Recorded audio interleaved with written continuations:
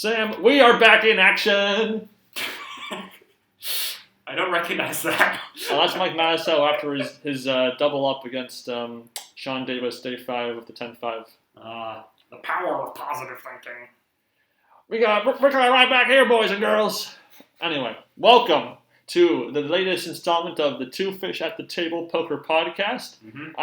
I'm your one host, Legend of Ben on Poker Stars. And I am East Coast Sam on Poker Stars. We're back to the main event after last episode where we talked about the infamous WSOP horse event in 08. And now we are here with the first year of the November 9 era, the 2008 WSOP main event. The first main event after 07 made a number of drastic changes across the board from both a gameplay, tournament, and broadcast standpoint. Yep. So as far as changes, a lot had stayed the same with a few small differences to the broadcast, which we will go over. And before we really get to the nitty-gritty, how was your experience rewatching this year? Yeah, so, I mean, you say my experience rewatching this. I mean, a lot of this was new to me for the first time. My memory of the main event as a kid watching the footage come out for the first time really sort of ends at about 07. So 08 to about, I want to say maybe 2014 or so is I mean, I saw some clips and compilations of that over the years, but that's mainly just blank to me. I didn't really watch any of that. So this is sort of the first, we can say, completely new year of coverage for me. And I enjoyed it for the most part, mainly more toward the end than to the beginning. But I did enjoy the coverage. I mean, you can tell, as you mentioned, 07, they're sort of getting their, gear back together because they made so many different changes to the show and to the tournament. So it's sort of nice that they're sort of getting their footing again and, revamping the show as they did. But yeah, I mean, this was an interesting watch for sure. Well, for me, it is, I think, infamous for the most meme-tastic, viral compilation clips of all time of any main event. Various characters, John Bellande, Phil Hellmuth, to lesser extent Mike Matusow, responsible for lots of these big moments that have stood the test of time from a YouTube and whatnot perspective. Mm-hmm. I do think that this coverage suffers through some of the best highs, but some of the most dullest lows of what we've covered so far. Yeah. I agree with you that it definitely gets better over time, as many shows often do. Mm-hmm.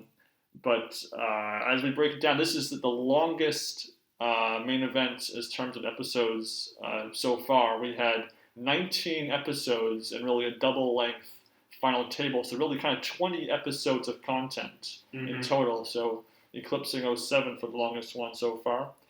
And that's primarily just from breaking down each day into at least 2 episodes, which in past years, sometimes it would all be into 1 episode at times, so that is why we see a greater episode count. Mm-hmm.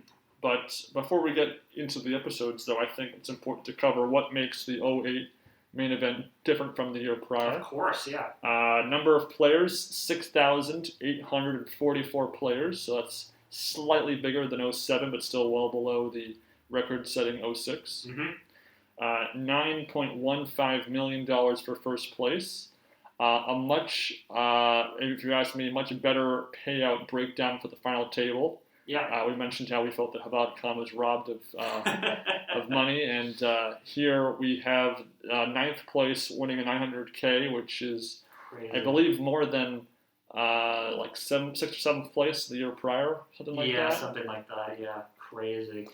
Of course, the biggest difference of all being the introduction of the November 9, which has taken the form of a couple different ways relative to the style of coverage, but in this case, it was simply for ESPN, for the viewer standpoint, it just meant that when these episodes would come out in the fall, the filming of the actual final table was pushed until November. So they would play in the summer, they would have a few months break, usually like 3 months or so.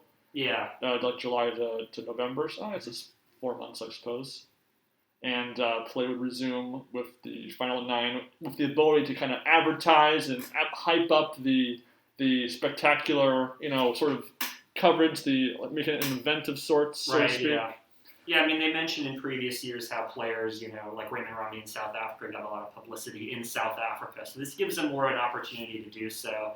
I mean, I have mixed feelings about the November 9, just in terms of a gameplay perspective. I guess we could get into those later. But, I mean, from that perspective, in terms of advertising, I think it's fine. From the literal broadcast, though, it made no difference to the viewer because it was produced and shown just like any other episode in 07, 06, etc. Yeah. Because it ran continuous with the end of the broadcast leading up to that moment. Right, yeah. Later years, when they would change the episode style and the ESPN's commitment to the airing the main events, that would play more of an effect on the viewer experience. But here, you could turn it on and not even know that this was the November 9 final table, because it felt like any other episode. Yeah, and speaking of the final table, we get it all in a giant 1.5-hour special, which, again, we'll talk about when we get to that, but I think it's an interesting stylistic choice on their part.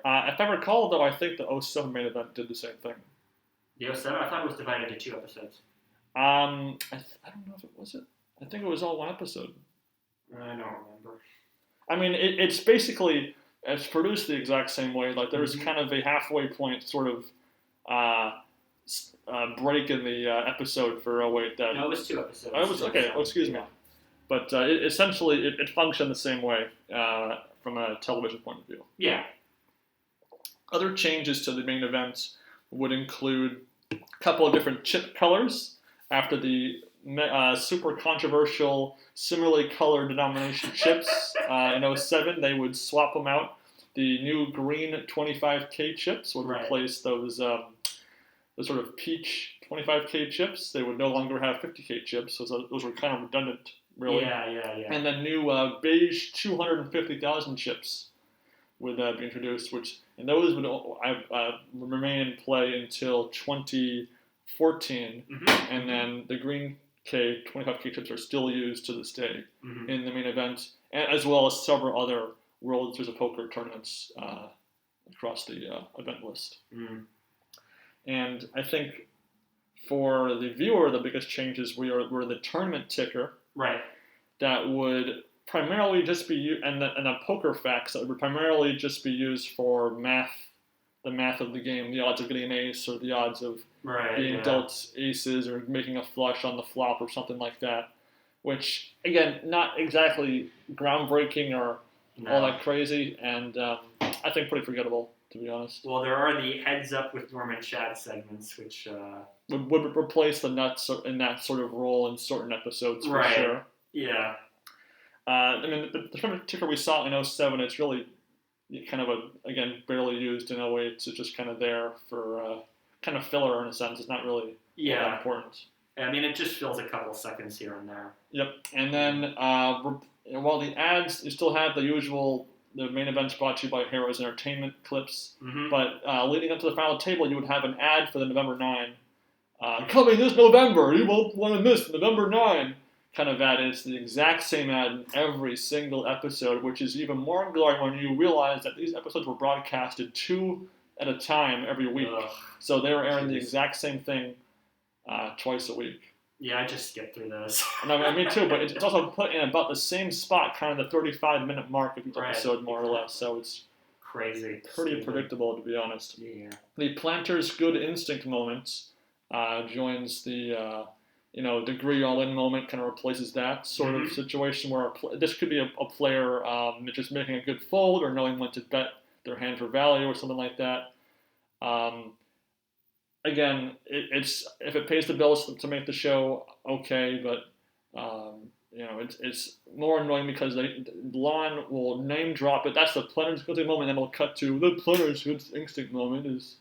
Yeah, what he means by that is that they show the hand. Lon says, "This is the Planter's Good Instinct moment," and then they show the hand again in slow motion while the announcer's like, "This is the Planter's Good Instinct moment." It's so annoying. It is. It just happens so often. Well, every episode. Every episode. Yeah. It's a minute of show you can just cut out and show. You can show another hand. if you cut out all the advertising and so on, there's a hand there that you can show that, Yeah. just didn't work. And I guess the last major change I noticed was I was mentioning how the actual coverage was more for each of the days of the tournament, but really day 2 was the most expanded upon day because 4 episodes are devoted to day 2. Yeah. In a way, and crazy. Personally, I think day 2 is the most boring day of the tournament. Yeah, I agree with you. So that was kind of a double whammy in that you're dragging out the least interesting part of the whole tournament. Yeah, I mean, without spoiling too much about this day 2, there's really not much I have to say about it. I mean, I don't know, little things. Yeah.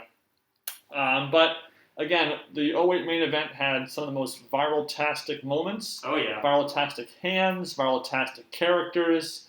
And really, I kind of have 3 MVPs of the 08 main events. You probably would have the same 3. It's Chino Rheem, Phil Hellmuth, and Mike Matusow. Yeah, I mean, I might add Tiffany Michelle to that. I don't know. That's fair. That's fair. But the thing is, she's not really shown until I think day 4 or day 5. That's true. Whereas these other guys, this was a main event that benefited from having top, well-known pros make it deep, but be featured all the way up until their elimination in the tournament. So that kind of added a cohesive sense of their narrative to the coverage. Whereas in other main events, you might see a top pro not appear till over halfway in, and you're just like, eh. Yeah, I think the MVP for me has to be just Queen 10. It's funny. 10-4. I would normally agree with you, but I feel like Ace Queen is a maybe more important hand weighing in the end of the tournaments. Overall, that too, yeah. And really, there were kind of 3 running themes that ran through this entire year. One being this player has the chance to be the youngest winner of all time to beat Phil Hellmuth as the youngest winner of the main event. Yep, absolutely. Who will be the last woman standing? Yep. Can we have a woman make the win? And then also, how many bracelet winners are left in the field? Oh, there's 3 left. I never put much weight into that really because. Yeah, I mean, it's nice when like Alan Cunningham or somebody makes the final table, a big name pro, to kind of break up the action of amateur. But someone having like one bracelet, there's a bracelet winner left in the field. It doesn't really do much for me. Yeah, it doesn't either. Especially as the years would go on, they would introduce more and more events each year, which some players they argue that it diminishes the value of a bracelet. So obviously statements like this player has won a bracelet, can he make it too? It's like it kind of loses its sheen to it. Yeah, sure thing. Yeah. But anyway, I think enough chit chat. Let's dive into it. So, day 1 divided into 4 day 1s. Yep. 4 episodes, 4 day 1s. 1A, 1B, 1C, 1D. The goal for these was clearly to give us, a couple of, big names, 1 or 2 big names at table 1, and then another name at table 2, which gets a lot more utilization in a way, for sure. But day 1 is Scully to win, our controversial figure, particularly our last 2 episodes, headlining table 1 with Billy Gazes, our comedic MVP of 07, at table 2. Oh my God! I gotta just cut straight to it. Scotty's segment where he's talking about the horse performance and his behavior at horse, which again, watch our previous episode where we talked about Scotty's behavior. And Scotty just doesn't apologize for it. He kind of justifies himself. He says, "What's the problem in letting it out from time to time?" And you can tell Norm is just horrified by it. That's just hilarious. Like that's just unbelievable. I mean, it's just so bizarre that he does not defend himself at all, and he doesn't apologize for anything. It's the ultimate who gives a crap segment. I've got $2 million and you don't, so screw you. And again, this is the part 3 of the Scully to Win drama trilogy. Right. And again, he certainly he took some likability lumps there from me for sure. I don't know. I can't say I can root for him really anymore. Oh man, I don't know if I'd go that far. It's just too funny. I'm sorry. It's in a normal way I can root for him, but not in a true like I want him to succeed over somebody else because he will appreciate the win or something, or just. Yeah, and especially because he's kind of slowed down in recent years. Yeah. He's not really at the top of the game anymore. Mm-hmm. But I still like he does have a couple moments later in this episode. He buys drinks for the house and he makes some joke like, if you raise my blind, you're not going to get a drink. I think that's cute. Mm-hmm. There's little moments like that. He got drunk. He got drunk and he was, the stress of the moment led him to have that outburst. Still not acceptable, but I'm just saying, like, I don't know if I completely lose respect for him. So this episode, again, there's kind of an A plot, B plot, and C plot. Mm-hmm. A plot being Chino Rheem and his drink buddy. The B plot being Ray Romano and Jason Alexander at the other tables. Yep. The C plot being the Feduniak couple, a couple that was infamously referred to as Dead Money back in 2003. The amusing callback from 5 years prior. Unfortunately, the majority of these players will bust in day one. The couple, Jason Alexander does bust. Ray Romano does move on to day 2. Mm-hmm. But he's best known for not a hand he played in this episode, but rather a hand he walked into. Yep. The infamous Royal Flush versus Quad Aces on the river hand. Just kind of one of those crazy statistical anomalies that poker, with enough hands, you'll eventually run into. So many great little details about that. The guy shoving all his chips in and his chips just splatter across the table as he says, "Gamble!" or something like I'm out that. in. I thought he said gamble. No, I'm out in. But he shoved all his chips in. Justin Phillips insta-calls, and then he slams his cards down. And Justin Phillips is, he was stoic before, and then he just goes, "Wow!" and then I think even more iconic is I watched that show. I love Raymer. And Norm chimes in. Raymer's a TV show. And we would see Phillips later in prominently featured in and out of the next couple of days. Ray Romano obviously moves on. We do get a couple new faces in the episode. Chino Rheem does make his first main event television appearance. Yep, as does Scott Montgomery. Yeah, he gets a quick double up through Bobby Baldwin to kind of appear at the beginning there. We get a bizarre kind of on the secondary table, a pocket ace against ace-6 all-in hand where one guy's like, "How could you call me?" It's like, not the way with the hand played. I'm not folding that. Kind of an amateur gets kind of owned by a supposedly pro. I never really heard of it. Yeah. So again, an okay episode. Yeah. Not amazing, but not as forgettable as some past day ones that we've seen. Day 2, among the most forgettable Table 1 contents in a while, but very entertaining Table 2. Eric Lindgren, who was the Player of the Year in 08, we saw him get 3rd place in the horse events. He just kind of plays he's a very composed, kind of centered guy, so he's not going to be a strong table presence from a personality standpoint, but kind of forgettable action on the featured table, with the exception of one, crazy hand where Lindgren makes a full house against 3 aces, and the guy kind of has to go with it. Yeah, crazy. Well, we do learn about our old friend Kenny Tran, a story about his daughter sick with a tumor. We got Negreanu playing hockey with Norman Chad in between questions, like a kind of interview slapshot style. I think it's cute.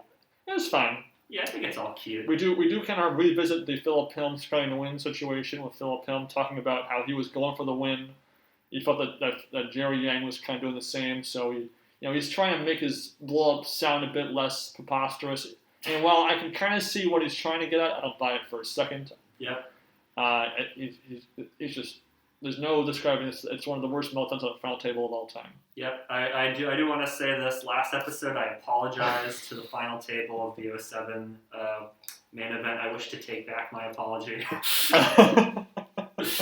You all are still nice. You can all probably kick my butt at the poker table, but yeah, softest final table. I mean, obviously, peppered through our old faces in this episode, we see Raymer, Jamie Gold, Alex Kravchenko, Lee Watkinson, Hoyt Corkins. Again, so it's nice to kind of round up all these old faces, but again, really the main highlight for me is really Pada versus Negreanu at table 2. Of course, they get some fun little lip service back and forth with each other, and Pada ultimately gets the better of Negreanu, flopping set over set, busting D-Negs for 19,000 on day 1. Crazy. So again, I mean, probably my favorite table 2 action of possibly the entire main event so far. Yeah. But forgettable table one content. Yeah. We got, the legend Silvio Formica introduced. He's the greatest player to never win a major tournament. Terrific guy. I'm sorry, who? That old Italian guy who kept bragging about how great of a player he was. Him? Episode 3, a bit better, with Mike Matusow, one of our Dark Horse favorites every year, at table 1. Joe Hashem at table 2. Yep. Matusow does detail how he had lost 60 pounds after seeing himself on TV from the year prior, realizing how unhealthy he felt and looked. Good for him. I don't know if he kept that weight off, but he definitely looked better in 08 for sure. Yeah, of course. Good for him. He was in 100K 1000 bet. He elaborates in one segment with Ted Forrest to lose the weight and the power of positive thinking, kind of pushing him with his life forward. Yep. It's funny because there's this weird dichotomy of Mike Matusow trying to enact positive change in his life, and yet you still see the old Mike kind of being this arrogant, cocky kind of guy. Honestly, though, this is the start of one of my favorite character arcs of the entire main event. Yeah, of course. I mean, this is just hilarious. And unfortunately, spoilers for everybody, his positive thinking has not lasted until 2021. So No. this was a brief it doesn't mention it again after 08, so you have to wonder if this is kind of a 1 year off thing for him. I think him busting out just broke his heart so much he decided to go and be negative again. It's possible. But speaking of negative, we learn a story that I had not known prior. Mr. Archie Karras. Oh, yeah. Considered the number one gambler in terms of dollars of all time. Oh, yeah. The guy known for possibly the biggest swing in gambling history as far as up and down. He lost $40 million oh my God. after going on the winning streak of a lifetime, of a galactic lifetime, possibly.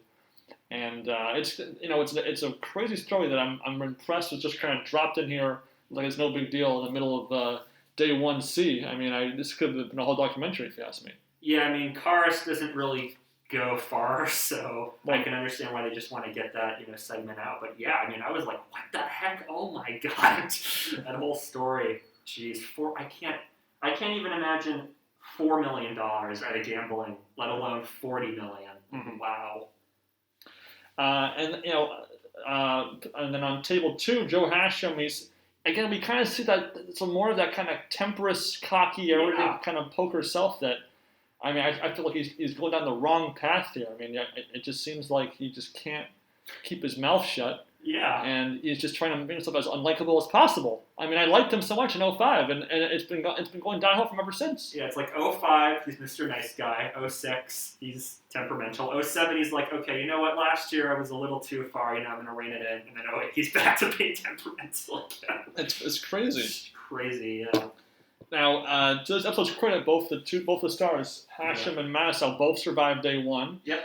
They both go through ups and downs during the course of this Day 1. Yep. Matusow sends a bunch of chips to Mr. Pizarra, who will make a deep run as well, in an aces versus a flop set situation. And then Matusow makes a kind of a legendary Mike Matusow blow up with ace queen on a king high board against pocket queens, where he goes all in for 4x pot and forces a fold, and then just makes a show of it afterwards.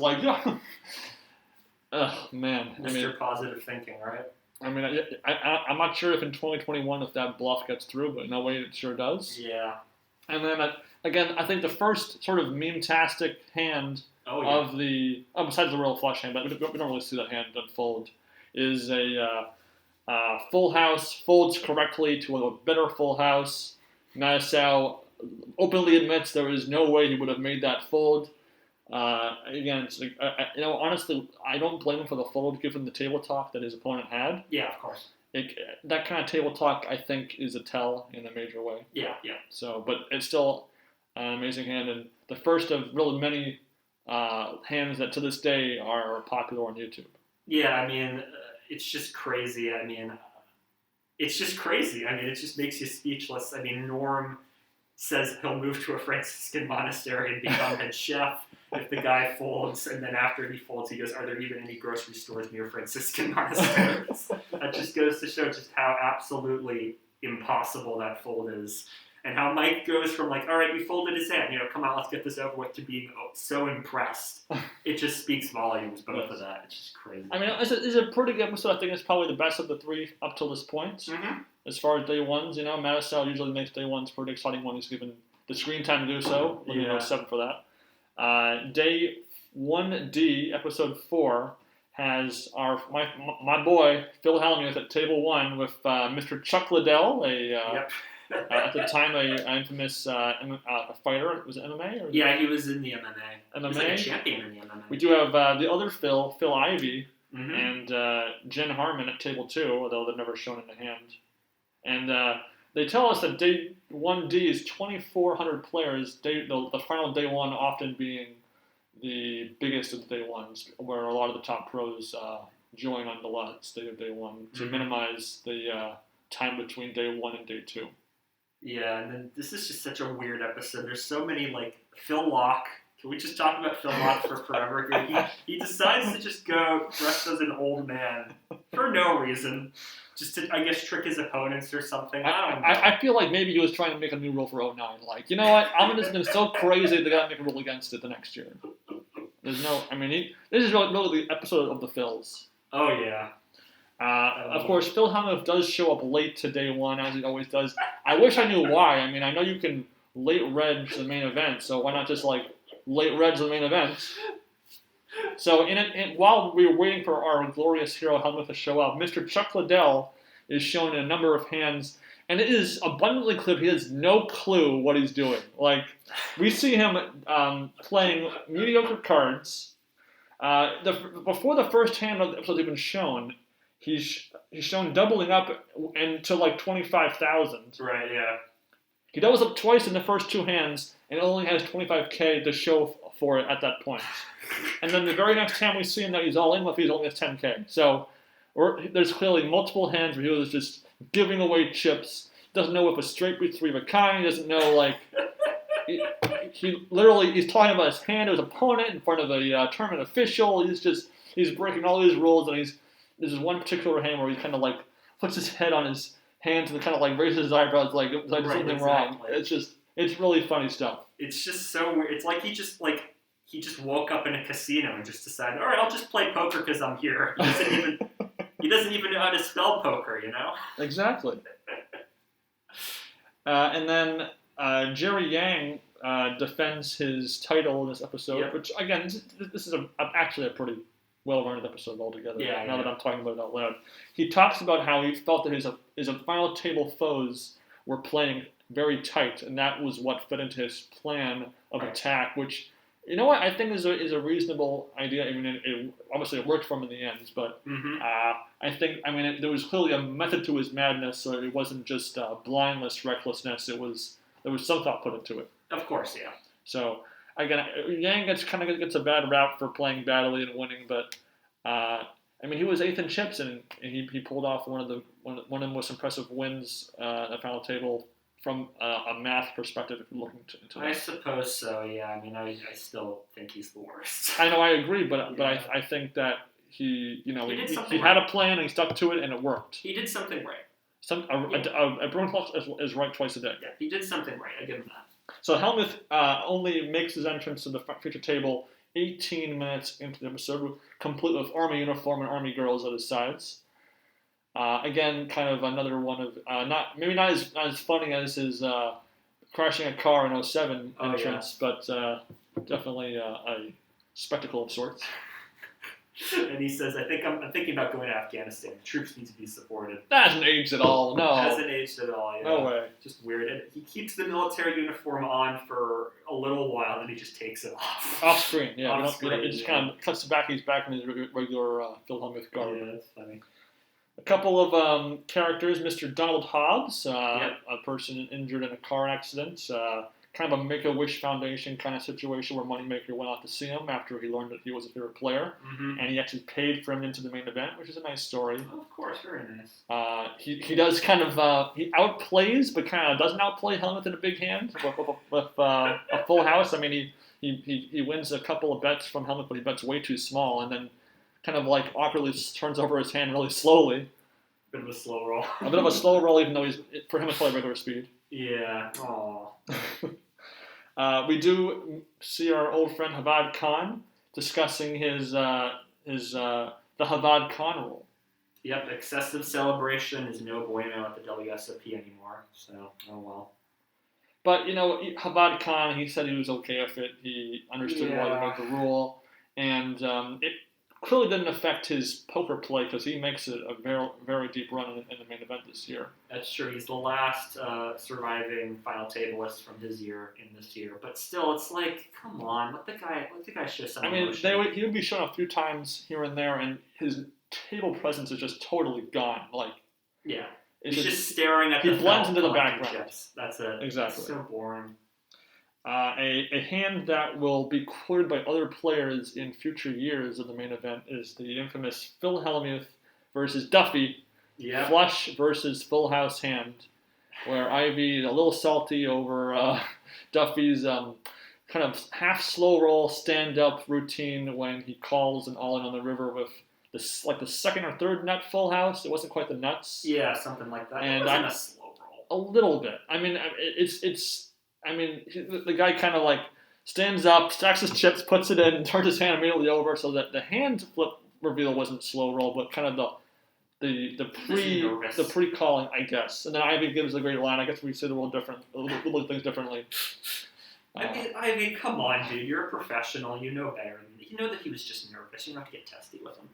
I mean, Ivy was playing strong Ivy poker up until that cooler situation. Yeah. Hellmuth really he plays a couple of hands. He ends on a strong note with a lot of chips. Ivy does bust. But we only actually see 3 Hellmuth hands. That's true, yeah. It's a very quick taste of Hellmuth. I mean, we'll get plenty more of Hellmuth to come in the later episodes. Oh, yeah. Well, he showed up halfway into the episode. That's true. And Yang does survive this episode, but Ivy does not. So 2 out of 3 of our main characters in the episode do survive. Yep. So again, I usually am pretty hard on these day 1 episodes, but I gotta say these were on average a pretty strong batch. Besides day 1B, it was an above average day 1 experience. Yeah, I mean, as we were talking about preparing for this episode, I floated to you. I'm like, maybe we should just talk about day 1 just sort of all at once. But now that I'm sitting here, I'm like, yeah, no, actually, again, for the most part, I mean, the most exciting moments from these episodes you could smash together into 1 episode. I mean, that's fair to say. Yes. But all in all, it's pretty good. Pretty good. And I think one quick note, though, is actually the blind structure of this main event was a little bit less aggressive than the year prior. So the blinds on day 2 began at 250 and 500, and if I recall correctly, the blinds were, I think, 300, 600 on day 1 the year prior. Mm-hmm. So that gave players a little bit more room to work their 20K starting chips, which, again, everything else was exactly the same in the main event, just the blinds. I don't know if they added an extra couple levels at the start. Mm-hmm. I think that's what they did, but that would lead to players maybe kind of hanging on to their chips a little bit longer to get to day 2 and have a bit more play with a short stack going forward. Yeah.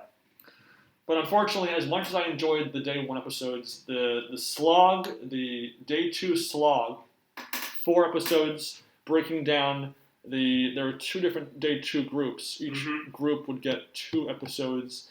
And again, these would have a lot of the same people focused on whether they're at the feature table or the outer tables. But honestly, they made some odd choices for who would be kind of the featured character at the feature table for these episodes. So Chao Jiang.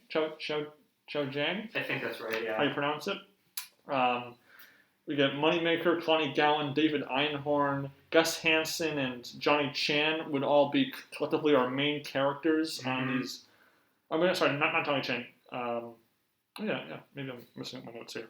Ray Romano and some guy named Young. Like, kind of these. Jason Young, yeah. Jason Young. Not really people that I am as excited to watch at the feature table compared to guys like Matusow or Hellmuth. Yeah, I mean, they've done a good job at this point of advancing the big name players on the feature table. Yeah, it's, not as compelling. Not as compelling. So, Chao Jiang kind of runs the table a little bit. He makes a straight flush at one point, but, I mean, just not all that. It was a pretty weak day 2 episode, part 1. Yeah. Silvio Formica's in this one. I'm sorry, who? The Italian Stallion. He's the greatest player in the world, man. Oh man, I mean, honestly, I have probably the fewest notes of any episode ever for Day 2A Part 1 that I've ever had. Yeah, I mean, we see Scotty busts at the end. They circle around to show us all. There's a lot of people that show that some of which will make it fairly deep and some won't. I just didn't care this episode. I'm almost. I can't even. There's nothing else for me to say. I just don't care for it at all. Oh wait, Vanessa Russo tries to solve a Rubik's cube. Not entertaining. Right. By the way, I should mention this. This year has an odd connection with CBS reality shows because the main three, all three of those shows feature or have somebody from this main event in the coverage. Vanessa Russo was on Big Brother. Jennifer Bellande was on Trevor China. Tiffany Michelle and Maria Ho were on Amazing Race. That's true. So for some reason they picked this year. I guess the first November 9 year made some important difference to their casting choices because... JRB was picked before Vanessa Russo was picked out. But nonetheless, it's interesting how that kind of worked out. Yeah. Day 2A, Part 2 is Episode 6, and that kind of continues on with the people that survived the first episode. We get Ray Romano kind of headlining with no chips and nothing really to do with the main action because he just kind of gets a couple of small all-ins, and then he busts. We get Kevin Schaffel, they mispronounced his name. I thought that was kind of funny. He showed up. I mean, that's kind of funny to me. Mm-hmm. We see the first of multiple people that will get kind of coverage as the chip leader. Let's see how our chip leader from Day 2 or Day 3 is doing. So Brian Shadlich has 790,000 chips, which is a monster at this point. Yeah, that's always one of my favorite parts of the coverage is seeing how the chip leaders do. It's just so funny to me. He's a nice guy. He's a special education aide. It's great, but the nature of that kind of coverage is they're only going to try to make fun of him by saying, "Oh, he was chip leader. He could have folded the whole day and made it to the next day." And that's obviously, what people do, of course. He doesn't. They never do that for some reason. They never do it. Yeah. So I'm just content to move on to Day 2B if that's okay with you. I don't have much else to say about this episode. But wait, Ben, Sylvia Formico busts with Jax. Oh, wow. Well, excuse me. Okay. Yeah, great. Yeah. Moving right along. So episode 7, the headliners are Moneymaker and Jerry Yang. I don't have much to say about this one. This episode was brand new for me.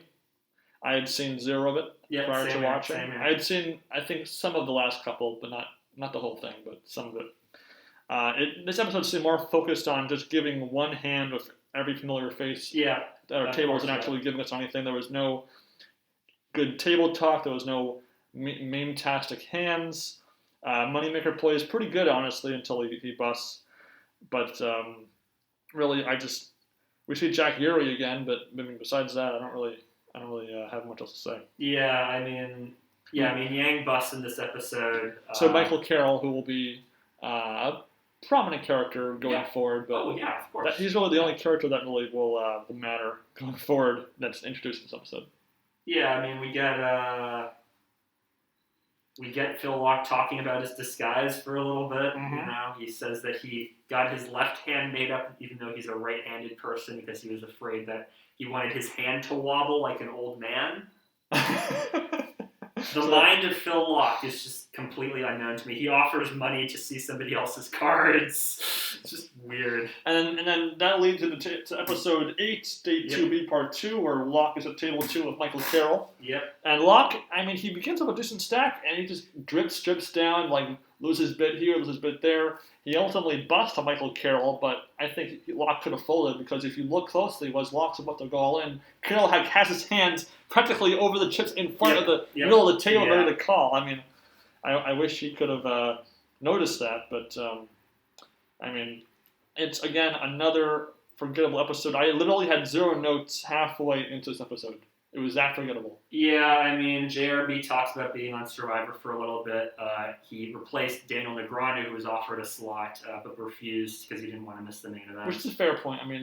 Negreanu, then again, you get a 1 in 16 chance of winning $1 million. You don't have probably less than that to win $1 million in the main event. So yeah, and mathematically, he to be on Survivor. They give you $10,000 if you bust first or something.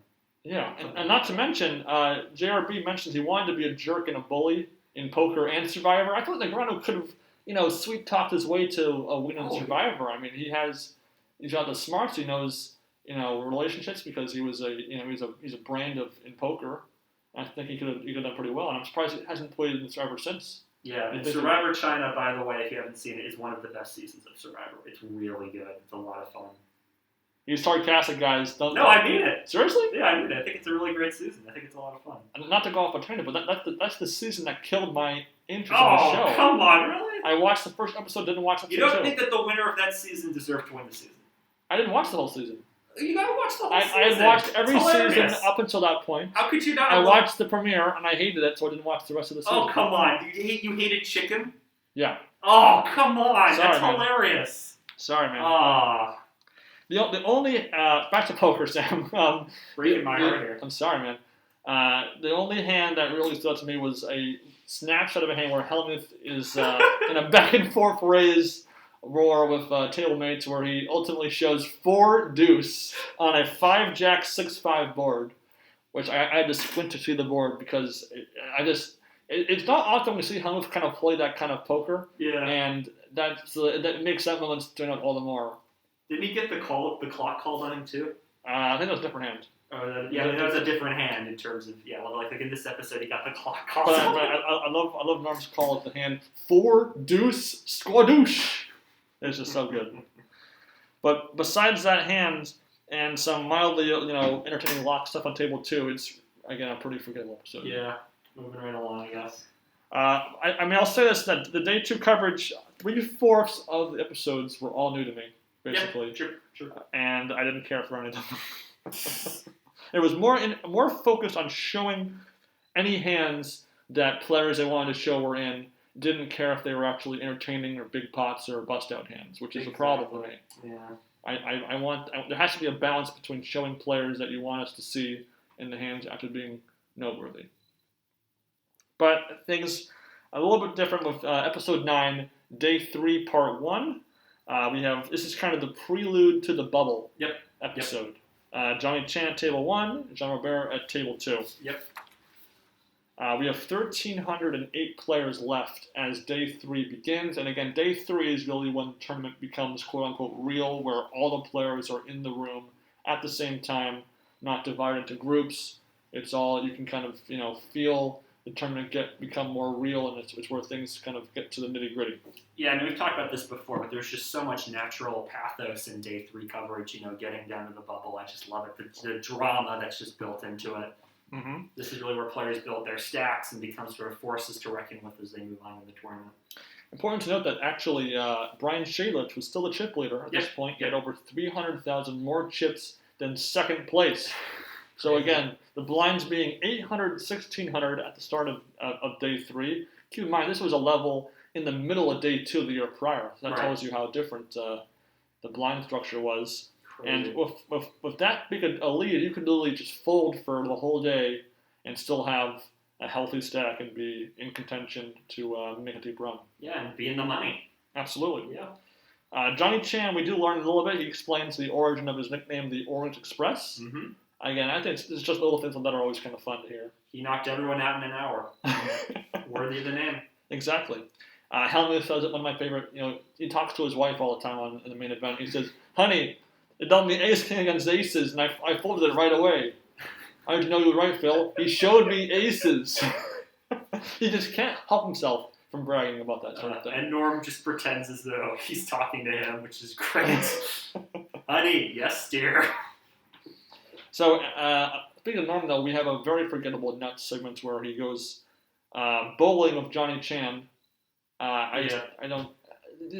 There's some obsession of having Norman Chad face off against another player in an activity unrelated to poker. I don't think they work for me at all. Yeah, really nothing to worry about there. We do see Johnny Chan make a solid bluff of the 9-4. Yep. You don't see too many pros make big bluffs in these coverages. Ironically, it's mostly they get bluffed or they get coolered, and that's how they fall. So it's always nice to say bluff. Again, bluffing is always something I enjoy unless I'm actively rooting for the person that's being bluffed. Right, yeah. Which will happen plenty, but I didn't think that the hands on this episode on average are particularly engaging, pretty meh. Yeah, looking us over now. But we do see a new kind of graphic, which is the chip stack and the start of the day with number. Mm-hmm. So you can see kind of in one visual how that person's day has been going. You know, if you're from only a snapshot worthy of data, but nonetheless, for instance, Mr. Brian Shadlich, we see him losing 500,000 chips on day 3, which is just crazy. Like, I mean, if I'm in his shoes, I'm holding on to those chips for my dear life. Yeah, I mean, I'm a tight player, so if I ever get a big stack, I'm playing. At one point, Norm says that if he had folded every single hand, didn't play a hand, he would have lost only 190K from that. And we see him lose almost 3 times that through obviously bad plays. Yep, and so there's a new chip leader. His name is Sigurd Eskeland? Yes, Sigurd Eskeland, who will be pretty regularly shown over the next half dozen episodes or so. Very true, yeah. So day 3, part 2, episode 10 is the true bubble episode. The episode begins with 733 players remaining. The bubble being at 666 players. So about it's like 67 out of the money to start off the episode. Yep. Victor Ramden, who was shown in part 1 of day 3, gets a table 2 spotlight. Yep. Sigurd Eskeland, the chip leader, at table 1. Yep. Which is nice because we don't often see the chip leader at the featured table this early in the tournament. Usually they're in the outer tables, and it's nice to see either them grow even higher or blow up. I mean, it's either or is pretty entertaining for me. Or just see what their play is, how they got those chips up to that point. Exactly. Yeah. We do see Jeremiah Smith, who will, again, kind of be in that same sort of grouping of Eskeland and Shadlich kind of being shown regularly just because they accumulate a decent number of chips at some point and become a chip leader. So I kind of grouped them all together. We do see Jeremy Joseph become chip leader. Yep. And in a blink and you'll miss it moments, Doug Martin Mickelson, who was the chip leader for a lot of 07 main event, is shown in the top 10, but is not shown once in the 08 main event, which I could not believe. That's weird. I couldn't believe that he had that many chips, was, a player in the year prior, and they don't give him a single second, even a glimpse of screen time. Yeah, I mean, just a little parenthetical mention, like, hey, remember him from last year? He's got a bunch of chips now. Yeah. I do think that this bubble episode does the best job by far of kind of leading us into the bubble burst. Right. They actually tell us how many players are left. You get a better sense of the countdown process. Players, you can kind of feel the player's energy of, get to the money, more than years prior. And we do see a good number of bluffs at the featured table, which, again, the bluff play as the bubble looms is always kind of that. It just makes your stomach go when it happens to you. God, can you just imagine being in that spot? Like, oh my God. I mean, for me, if I was in that spot, it's just a matter of how many big blinds do I have. If I have 30, 40, 50, I'm folding every hand. If I have 20, you're in that weird spot where you can probably make it, but you don't want to, totally blow it. And then if you have less than 10, you're like, you got to weigh the odds of how many players are left. It's a tough equation in your head to figure out what to do. Just makes me stressed thinking about it. Oh, man. The bubble does burst, though, by episode's end. And we do get episode 11, day 4, part 1. We're now after the bubble with under 500 players left. Wow, yeah. A cash being worth $27,000. Jonathan Bellande and Phil Hellmuth at the featured table. And this is probably, given its contents, this is probably the most important episode as far as poker, YouTube viral meme history. Yeah, there are so many good moments. This episode is where just the memes begin. It's just so good. And then we got Mr. Alan Cunningham at table 2. Yep. Again, he's a very consistent main event pro. Yeah. Very good player. He's made the money, I feel like 50% of the time over the last 15 years, which is something worth celebrating in his level of consistency. Yeah, Ronnie Barda-esque. So, as episode 11 begins, Hellmuth has a relatively big stack, 500,000 chips. Yep. John Bear, a little bit on the short side, 125,000 chips. Hellmuth is very cocky in his segment, but then he's equally cocky in his hand selection pre-flop in this episode. Queen Jack, Queen 3, Jack 4. I mean, so weird. He's pushing the envelope too much. Maybe he thought the table was weak, but I mean. Yeah, I mean the money bubble just burst. He says things like, "I seem to be at the peak of my powers." The episode begins with him bragging about how his signature is in the lens of his sunglasses. I mean, it's just he's in top form. He's in top form. What can I say? Matusow, we sit at our table, he feels his opponent's pulse in the hand. I just think it's so funny. So stupid, but so funny. I mean, is that allowed? I mean, that's allowed. I guess so. He goes, and by the way, I know a thing or two about checking pulses. That is not how you check a pulse in someone's arm. I'm just going to tell you right now. He adjusts his hand gesture like he's going down the guy's arm or something. It's very strange. Well, I think it's called timeline, so of course it's just oh. Now, Robert, we only really see him play one hand, but it is the most famous celebrating too early poker moment of all time. It's up there, yeah. That's the card I'm talking about. I told you how handsome you are? He gives that line when his opponent makes a gut shot on the turn. John Robert, he'd still hit a 7. Bye-bye. River card. Oh, it's a 7, and John Robert falls into his seat. And he busts. And again, it's a hand that odds are, after listening to our podcast, you've probably watched that hand many times. But it is a classic. And I think Robert will be forever haunted by that bust out. But of course, he would get some main event revenge. He would make some deep runs in future years. So that's not his only defining moment in main events, but it's certainly very true. Yeah. For now, as of 2021, it is legendary. The only time you'll see Phil genuinely laugh and be happy at the table, just see him in the background, just clapping and smiling. But not to be outdone by the meme-tastic situation, Hellmuth gets involved with Adam Ruthless Levy. In a hand, when Levy calls a Hellmuth pre-flop raise with Queen 10 suited or off. I think it was. Either Queen 10 against Hellmuth's pocket 8s. Hellmuth turns a set as Levy makes the nut straight, and Hellmuth, to his credit, again, he doesn't go busto, but he certainly lost a substantial portion of his stack. Yep. And in whining afterwards, Levy does a great little. It was an aggressive call, and then Hellmuth responds, "This kid won't last another hour." And then Norm says, 45 minutes tops, or whatever it was. It's classic. He yells at the dealer, and the dealer actually says, "I just sat down. I just came here, dude." It's so weird. So again, Hellmuth in top complaining, whining form. I mean, he doesn't win a hand for the first. Really, I think for the entire episode, he doesn't win a single hand until he wins a couple of pots. When he's very short stacked, does the blinds in the crease. Evelyn Ng is the victim of a Hellmuth call station situation where Hellmuth makes 3 big calls of top pair, and of course she says, "Been here lots of times, Mal. Speech. Many times came back in all the chips, more than anybody in history." And then the line against the needle here. Poker, modesty, and whatever. Hellmuth is a top action here. So good. I mean, it's the Levy hand, the Robert hand, again, 2 of the most watched hands possibly in poker history, if you factor in YouTube and everything. Yeah.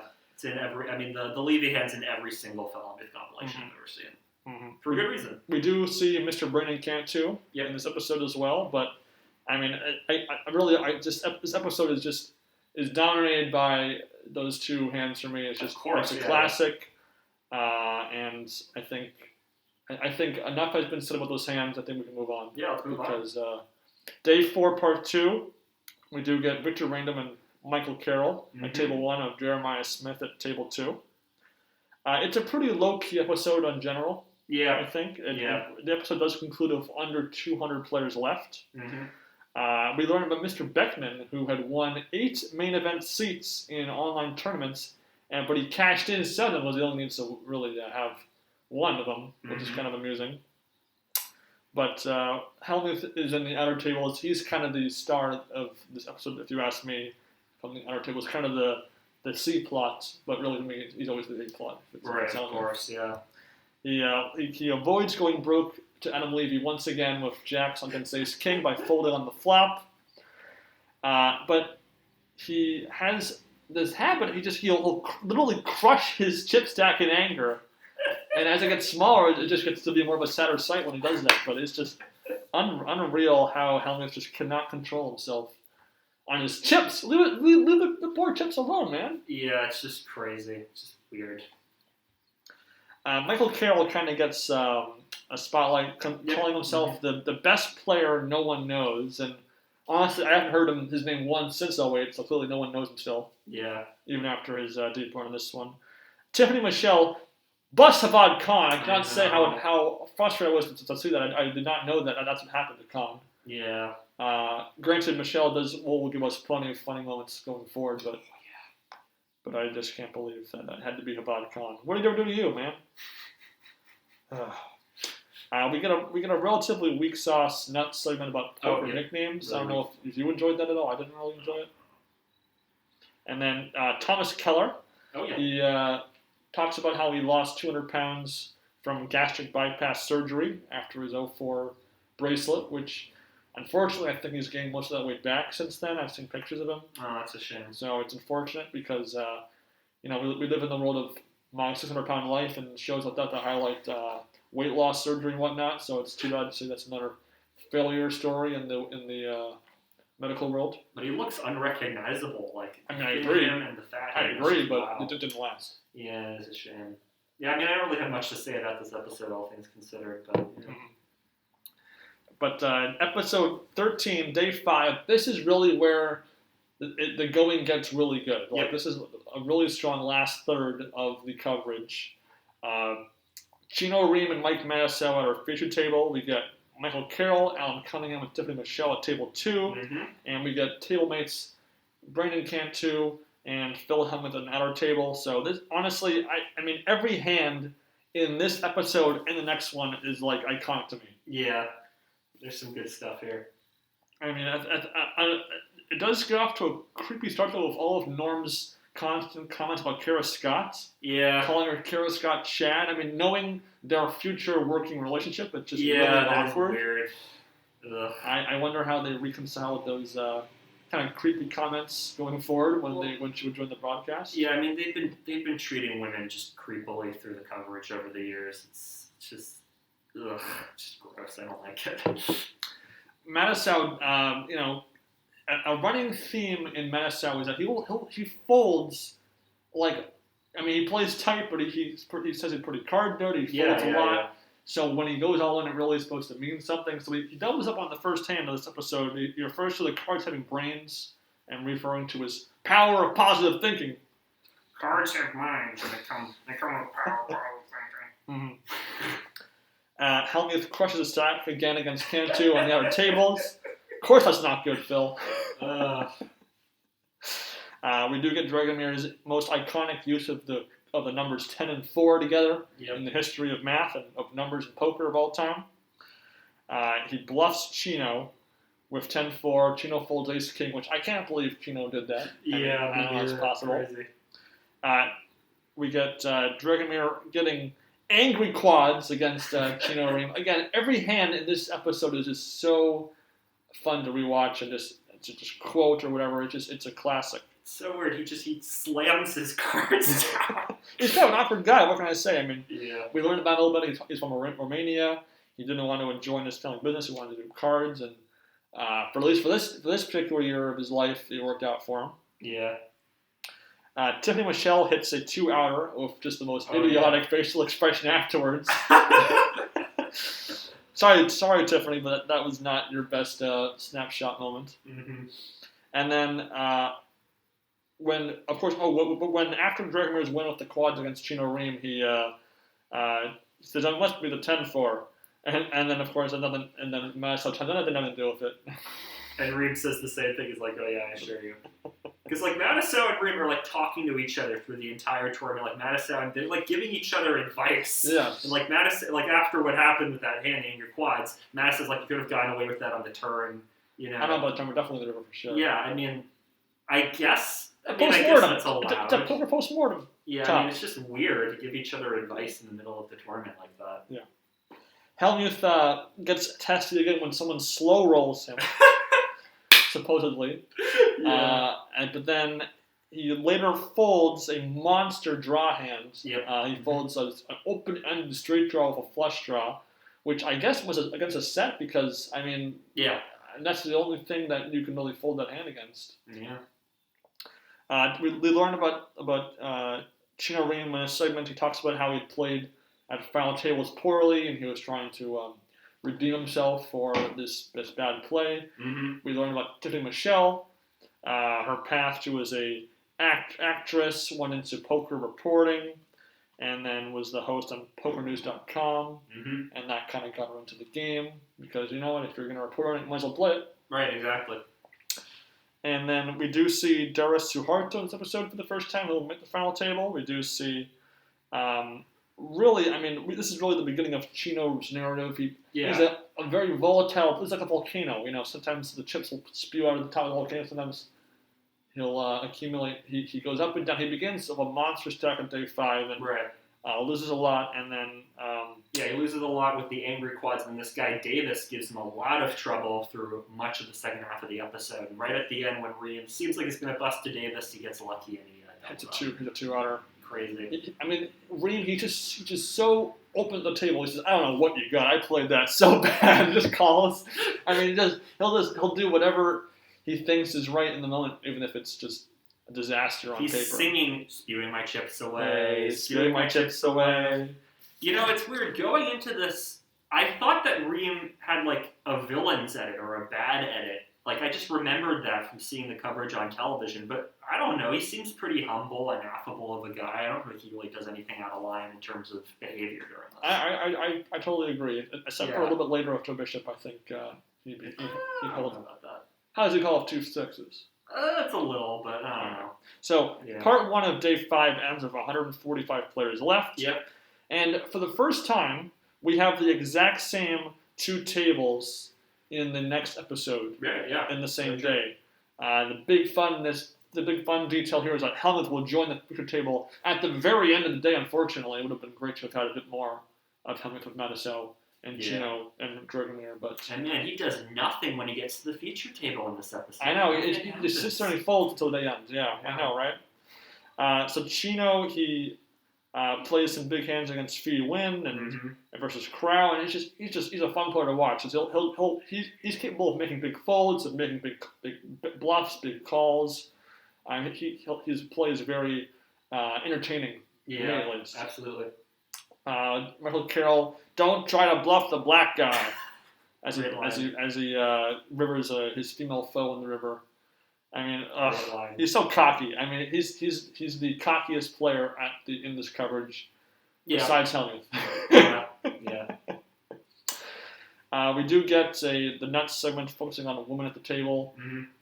It's pretty cliche stuff, honestly. I think that I would hope that it's not so simple for psychology-wise for players at the table with women, because I think that it's just not. Doesn't make sense to play worse against somebody because of their 46 chromosome. Doesn't make sense to me. People are just sexist and they make assumptions about. I've heard it said that like they assume that female players aren't as aggressive as they actually are in real life, and that affects their play. Mm-hmm. We hear from Dragomir. I think Norm mentions this later or something. Dragomir says he doesn't like to play with women at the table.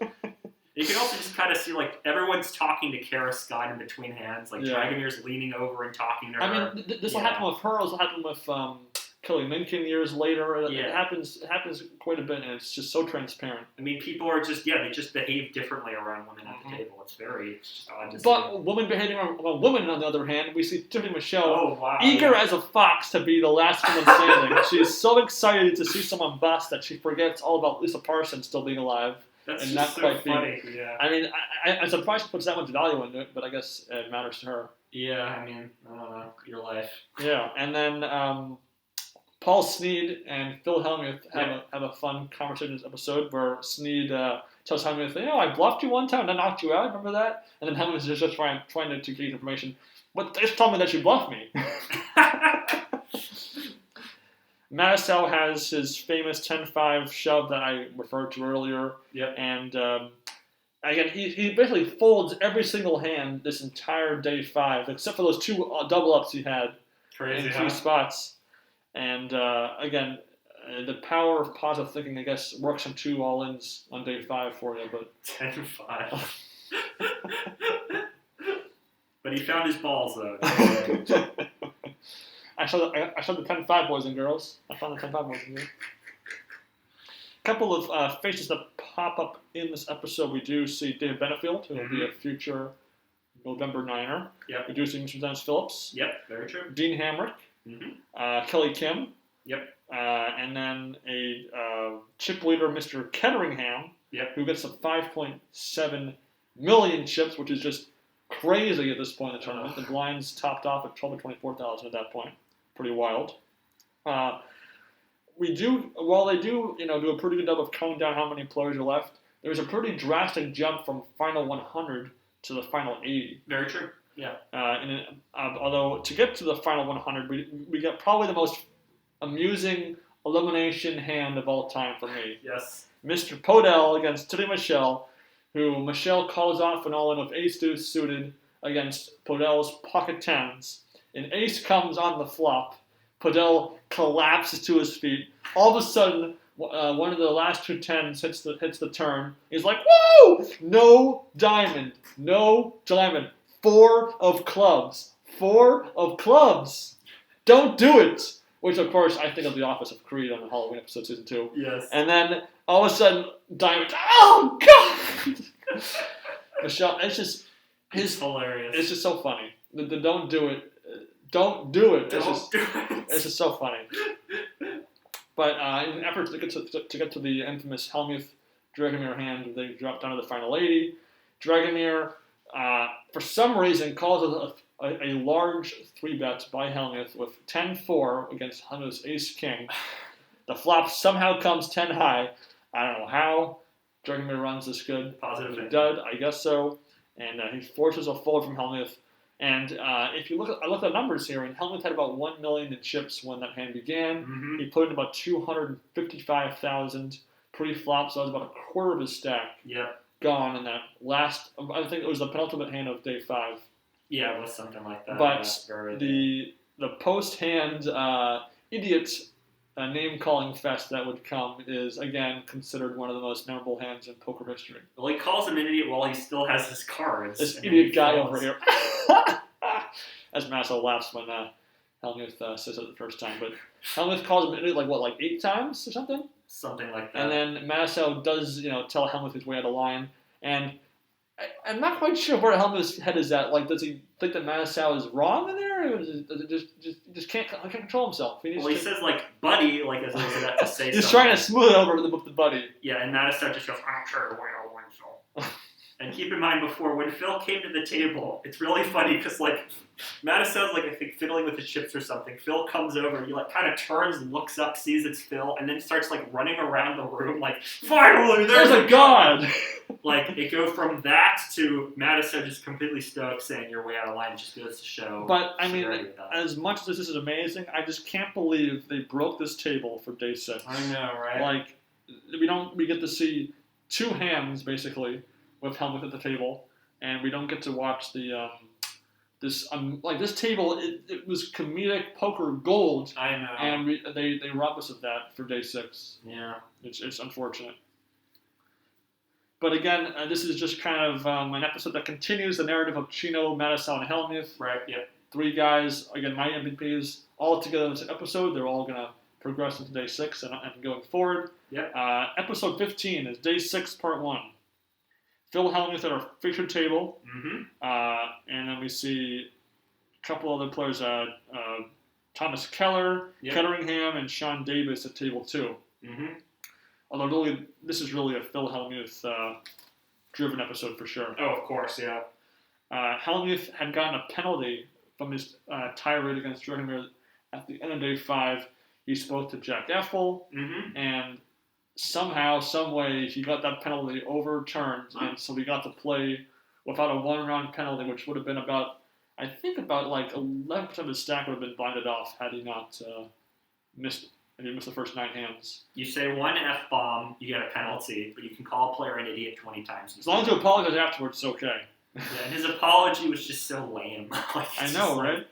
And I was reading the WSOP day blogs, and Hellmuth had actually doubled his stack in the first 10 to 15 minutes of this day. Like, he began the day of 721,000, and he wins a big hand against McManus in the first hand, and then I think he wins another hand off screen but after that point, after that rise up to 1.5 million, it's all downhill for Phil. He literally does not win a single hand the rest of the episode. Karmic justice. He does. We do see him walk over to Rheem to apologize, which that clip I'd never seen before.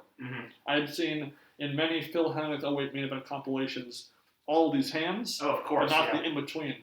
Yeah, of course. Not the bread of the sandwich. Only the meat of the sandwich. So that was interesting to see, for sure. Yeah.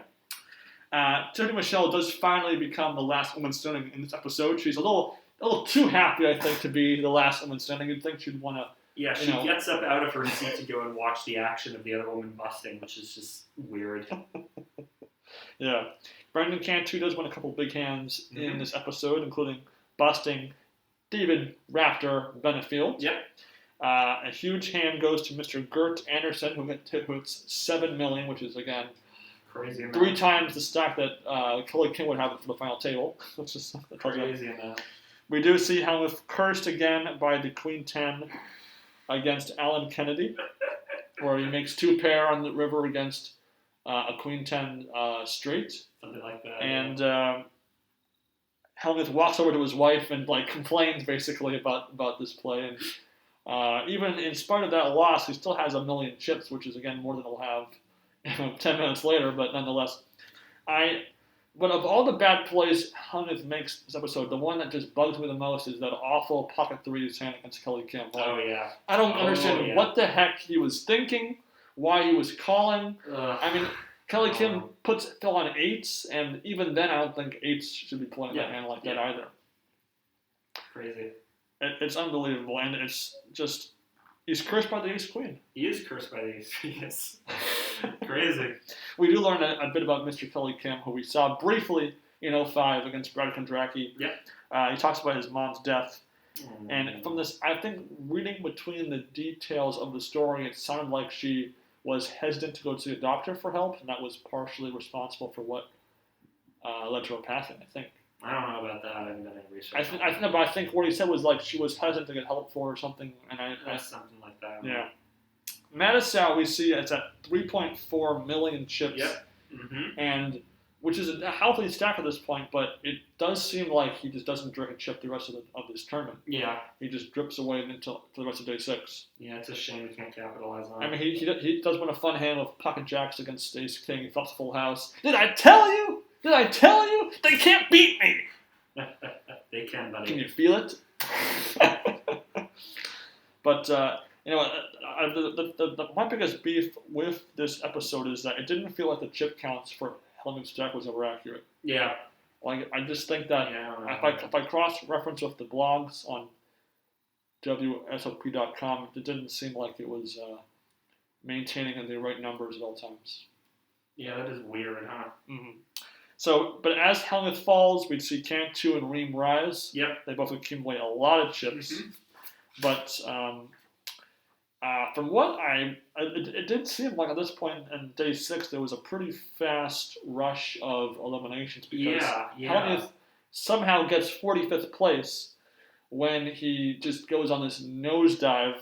Because I believe that's about 1.5 levels or so, because the blinds begin at 15 to 30. Yeah. And then he goes out in the 20-40K level, so almost half the field gone in less than 2 levels. That's just crazy.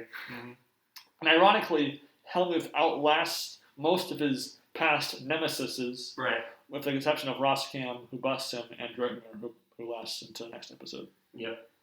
So again, it's an episode that kind of combines all the characters that we have seen up to this point, and we see them kind of continue their journey. And that gives a bit more weight to this episode because the stakes are rising as the payouts get bigger as well. Of course, yeah. So, episode 16, day 6, part 2. Take it away. Yep, so we get Tiffany Michelle as sort of the headliner of the episode, so to speak. We get a lot of coverage from her, but I just want to get right into it. The Losif versus Cantu thing. I mean, oh my god, the worst decision by a judge at a WSOP in terms of a tournament decision. It's one of the worst out there. Oh my god. Michael Carroll for once had a reason to be outraged and oh my god, so stupid. I mean, Losif, he extends his whole arm out with the chips, brings them back, cuts out half, and then pushes them forward. How is that not forward motion? Exactly. Like, I just don't understand. Like, they did a few years later, I think, when was Filippo Candia? What year was he? 2010. 2010. When he does the same thing, they ruled that they had to put the whole stack in. But that rule, I think this hand was responsible for altering the forward motion rule of the tournament. I know, but it's so just this is kind of Exhibit stupid. I know, it's just I agree. Brendan Cantu and Losif, two of the big chip stacks, exchanging millions upon millions of chips in this big hand. This episode begins with 44 players left. Yeah. They play down to 27. The classic final 3 tables, day 7 routine that would be kind of a standard. And we have obviously one female left. The intro builds up, Michelle being the last woman in the tournament. Yep. Losif is the chip leader with 44 players left. Keep that in mind for how his day progresses. We do see at the feature table Joe Bishop and Tiffany Michelle. Yep. You kind of have the rude versus the ego. Michelle refuses to show her hand when she gets called down by Bishop. Mm-hmm. And Bishop, this is, again, he's a very heavily featured in this and the next 2 episodes, and this is really, he's just all arrogant, cocky, talkative, even though I've never heard of his name after this episode or before. Yeah, I mean, he just appears, basically, he doesn't, does he show up before this episode? I don't recall him. No, he doesn't. He just sort of shows up out of nowhere. Mm-hmm. Very interesting, because I suppose in broad strokes you're supposed to find him sympathetic because he lost his dad and all that. But he does about the best job of making himself unsympathetic, except for maybe when he loses Rheem. Yeah, I mean, he's not annoying per se. Like, I didn't find him grating or anything. But yeah, he's quite an arrogant guy, isn't he? Oh yeah, just an interesting. Now I refer to the Cantu Losif thing as Chipgate. Chipgate, yeah. Forward motion. Michael Carroll kind of chimes in, but he's so loud and obnoxious to Jack that he's kind of hurting his argument when he makes this weird point of he shoves in his whole stack. Look what I'm saying here. I haven't released anything, and then I can go like that. And then he throws one chip into the pot. And Jack correctly points out, no, that wouldn't be allowed, because that's not what Losif did. Exactly. Cantu hadn't made an action when Losif extended his chips forward, but still, that should count as forward motion. Mm-hmm. I mean, it's... And then, almost as bad as Chipgate is non-English at the table gates, where Losif kind of talks, and there's a Russian to Michael Carroll, and it gets bleeped by ESPN because obviously it's a profanity. But I don't think I've ever seen on a television program a foreign swear get bleeped like that before. Yeah, and there's no subtitles or anything, so we don't know. I mean, neither of us speak Russian. We don't know what he said. Right. It's just weird. It's weird, and clearly that hand kind of tilted Losif because... Oh, of course, yeah. We see him go pretty crazy in the next couple of hands with him. We do get the trinity of professionals, Cantu, Matusow, and Chino, all at the same outer table. Yep. Where Matusow claims he's not folding to Cantu ever, no matter what. Mm-hmm. And Matusow criticizes Chino's crazy play, apparently, pre-flop, calling it all in. He's like, wow, that was just the worst play ever. Wow. I mean, it's fun stuff. Oh, Mikey. Putting these... They're all kind of the same guy. They're all cocky as heck. Yeah, kind of, yeah. I don't know if I call Chino too cocky. I know. Dragomir versus Michelle, they kind of form a bizarre kind of comedic duo in this episode. They kind of exchange, fist bumps. They kind of, they get along pretty well, ironically. But Dragomir mentions how he can't win a single hand against Michelle. Everybody else I'm winning against, but her I'm not. And Michelle makes one of the more odd, impressive, but not impressive value bets against almost the exact same hand. Third pair with a queen kicker against third pair with a 10 kicker, and Dragomir says, I'm not folding. And then he just slams in a quarter of his stack and loses. I mean, it's fun stuff. Very weird, yeah. Dean Hamrick, we learned about him in this segment. He's a twin, and he associates being a twin with being competitive. I can attest to that. That's very, very true. Very true, yes.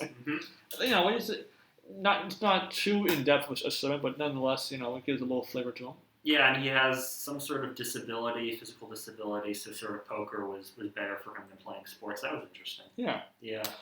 We do see a huge, huge hand with Dennis Phillips against Joe Bishop. Mm-hmm. Dennis Phillips kind of is his first major focus he had up to this point. Yeah, and then we get the first segment with him where he talks about his hat and how he has all the signed autographs on it, and how he'll put his hat away after the tournament and never wear it again, which I think is cute. It's a very iconic hat, and it'll definitely be at the final table iconic as well. Yeah, I mean, he just kind of.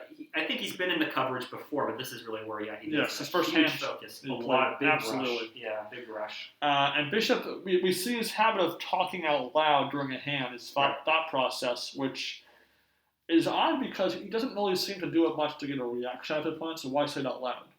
I think he's just thinking to himself. I suppose. And again, he loses a big hand to Phillips. But he does bounce back, though, to be fair to him. Matusow, we mentioned how he kind of drips away as day 6 goes on. He ends up getting super unlucky against Paul Snead. Phil Hunter's supposed nemesis from years prior, where he busts due to a 9 coming on the turn to give Snead a full house against Matusow's flopped tripped aces. Yeah, Matusow had like ace-jack or something. Ace-jack against ace-9, and he played it pretty well until the turn. I mean, I guess, I don't know. I mean, I'm not quite. I'm very curious what he put Snead on when he raised him all in, but I guess he was committed at that point. He had like 1.1 million. It was like 15 blinds, maybe not even at that point. So you kind of have to go with it. And Snead gets up from the table, right? The river hasn't come out yet. Goes over to Steve Daneman, of all people, and they're like high-fiving. It's so weird. He's got 3 outs. He's got 3 jacks. He's got 3 outs. He's got 4 outs. He's got 3 outs. You have ace 5? And honestly, it's the most mature but sad moment I think we've ever had of Matusow. Yeah. He talks about how he didn't think he'd have another chance of making it to run the main event. He says, but here I was again, and he tears up in the interview. I really felt like maybe he was turning a corner in his life, and that maybe he was going to enjoy life and not be so, live a bit more of a stress-free life. And I mean, I guess that didn't happen for him, but at the moment, it's honestly one of the most touching character arcs in a single main event of all time. Yeah, and there's just this shot of him walking through the Rio, which is now empty. There's no more tables, and he's just like by himself. It's like, oh, buddy. Yeah. And then what was his spinal cord injury? When did that happen? I think it was like 5 years later or something like that. Yeah, so I don't know. All downhill. I mean, and then Brendan Cantu, after accumulating 10 million plus chips, partially from WSOP, he ends up blowing a huge chunk of it to Mr. Craig Marquis. Yeah. Who basically snap calls him on the river, and Cantu loses like 2/3 of his chips at that point, which Marquis will be pretty regular character in day 7 onward, but just a little bit. Just a little bit. Yep. And Dragomir busts in 29th place, and Losif shoving with 8. Well, so he calls an all-in of Queen 3. Right. Or puts an all-in of Queen 3, and then goes all-in of A3, and his face just like... They cut to him. He's all of A3. It's just, I don't understand. I have no idea. I think it's got to be everybody was making fun of him after Chipgate. I know. Cantu was making fun of him. Everybody was making fun of him. I'm like full on pump fakes. The pump fake is coming. I mean, the final 3 eliminations of day 6 is Matusow, Dragomir, Losif. I mean, it doesn't get much better or maybe worse than that. I mean, from a storytelling perspective. It's unbelievable. Matusow plays one of the tightest main events you've probably ever seen and gets 30th place, which is it's his most recent deep run in the main event he had. This was kind of the end of his streak of a 10-year stretch where he made just deep run after deep run. Very true, yeah. So as they hit the final 3 tables, again, I always felt that the final 3 tables is one of the most entertaining parts of the main event. Oh yeah, 27 down to 9, so much fun. 3 tables are playing, and it's the November 9. This is a historic year. Yep. And so there's that added pressure that everybody has to get to that final hump to that final table, because anything can happen at the final table. Absolutely. They saw it just in 07. They saw how anybody in 07 can make a deep run. The 8th place chip stack won the whole thing, so they know that just making it there means you have a chance. Absolutely, yeah. So the Day 7 Part 1 plays as the usual formula, 27 players down to 18. And if you note the top 5 stacks to start Day 7, of those top 5, 4 of them will make the final table. Yep. The one not making it, unfortunately, Tiffany Michelle. Yep, $9.7 million to start the day. And, well, it's pretty much all downhill for her from that point pretty on. much, yeah. But Michael Carroll, our cocky, purple jersey wearing pro, unfortunately busts first in this episode. He, in a hand where Joe Bishop makes it all about him, though. Yeah. Overly dramatic, talky, when it's three-handed, which is, again, a poker no-no for the most part. He ends up calling Michael Carroll his all in a straight draw before he gets re-shoved over, realizing he just threw away 1 million chips for nothing. And then Bishop plays a hand against Gert Anderson, where he says, Anderson makes a bet, and then Bishop does this line, no, it's not, it's this. He points out it's just all in. And then, very weird. Again, it's very much the Joe Bishop show for the first third of this episode. Yep. He does bust Flitzberg in a relative slow roll of Ace King. Yeah. Where the table kind of gives him a hard time. Oh, yeah, I'm going to... I mean, Joe Bishop, to his credit, he was making the right choices, but he's just really talky and really cocky. Yeah. We do get, again, one of my favorite poker rivalries of 08, maybe of all time, is Marquis against Michelle. Yeah, just out of nowhere. I know, just all of a sudden, Day 7, table 2 or 3, one of those two, they just cannot stop bad-mouthing each other. Yeah, Marquis has slowed down his play, which, to be fair, you're down to 3 tables, you have a shot at making the November 9. You'd slow down a little bit and be more deliberate in your plays, but Michelle vocally expresses her displeasure. And then we just get so much shit just happens. It's just so weird. Up till this point, Michelle's edit has been, on the better side, I suppose. But after this point, from now on, she's just so unsympathetic. Absolutely. It's just crazy. At one point in the hand against Alon Schwartz, Tiffany